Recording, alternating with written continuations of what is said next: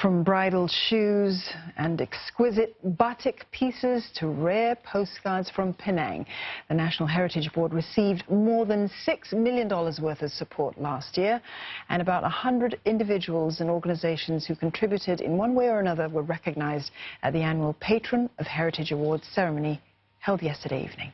One of them is Dr. Lai Wai Chung. He joins us in studio now for more on this. He's an avid collector of Peranakan artifacts and has donated hundreds of items to our museums. So thank you very much for all your efforts and your contributions as well. I've got to say, I do love the shirt you're in this evening. So let's talk then about the donated items, paintings, personal objects belonging to the late Peranakan artist Low Quasar. Tell us more about these items. Right. First of all, I think I have to start by telling the story about Low Quasar, because many people would not be familiar with him. So who is Low Quasar? What role does he play in the Peranakan culture? And what sort of role does he play that is significant in the history of Singapore?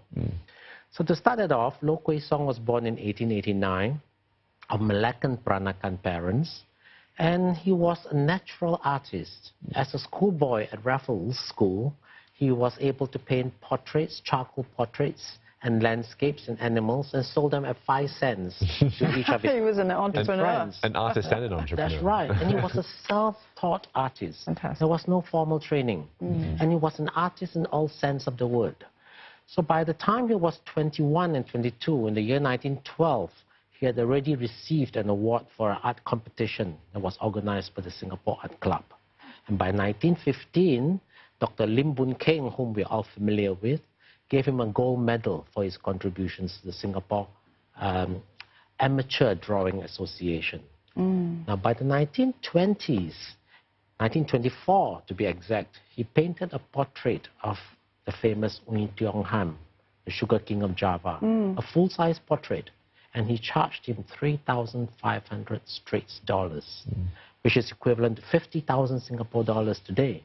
Wow. So he was already a very prominent and recognized artist by the 1920s. 2 of his paintings have been exhibited at the National Gallery, the Links and the Temple. So subsequently, he continued painting and he opened an art studio called the Empire Studio Limited at about 1918, just after Lambert, famous studio, closed. So business was good for him.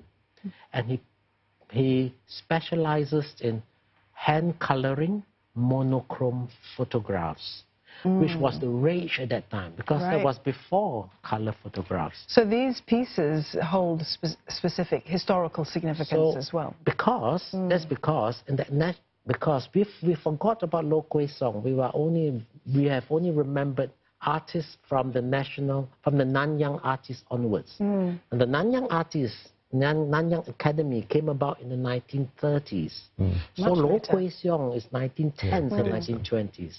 So he is actually the pioneer Peranakan artist of Singapore. Now, other than paintings and doing portraits, he was also a playwright, he was also an actor, he was also a director for the Merrillet's Musical and Dramatic Association. So he was an artist in all sense of the word. And so that's why, personally for me, as a Peranakan material culture collector, Low Quasar tells the story of a Peranakan in the early 20th century and is one of the pieces of the Peranakan history. Because we have Peranakan tycoons. We have Tan Kim Seng, Tan Jiak Kim, Tan Tok Seng. So these are the Peranakan businessmen. We have the Peranakan scholars, Lim Boon Keng, Song Ong Siang. And of course, we have our famous Peranakan politicians, Goh Keng Swee and Lee Kuan Yew. But he is the only Peranakan artist. So it's a piece of the Peranakan history. I can see you have a deep admiration for him and his contributions to the Peranakan community. Well, it's part of my Peranakan story that I'm involved in for the last 30 years. And how did you decide then to donate part of this collection to the National Heritage Board? Well, I think this is important because this collection that I've given to the Peranakan Museum and NHB will allow them to include him as one of the important personalities in the social fabric, the social history of the Peranakan culture. So I think it would be best given to them for future recording and future presentation of his life. So it's because of the efforts of individuals such as yourself that we can sort of broaden our understanding, especially when it comes to cultural philanthropy. It plays such an important part in any society, understanding its roots and its history. Can you share with us some of your thoughts on your journey with it? Well, I have a project, and it's called the Hall of the Phoenix and Peony. So it's focused on Peranakan material culture, but that is a personal thing. Whereas cultural philanthropy is very important for the whole nation. Without cultural philanthropy, we will not have the resources and the base to develop a story for the future of Singapore and for Singaporeans. Otherwise, 50 years down the road, we will not have a story to tell.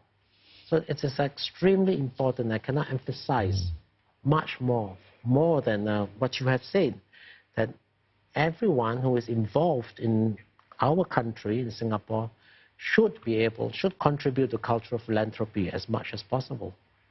Wai Chung, thank you very much for coming into the studios and sharing that with us, and even more for sharing what you have of this collection, this wonderful, precious collection. We appreciate you coming in. We've been speaking there to the recipient of this year's Patron of Heritage Awards, Dr. Lai Wai Chung.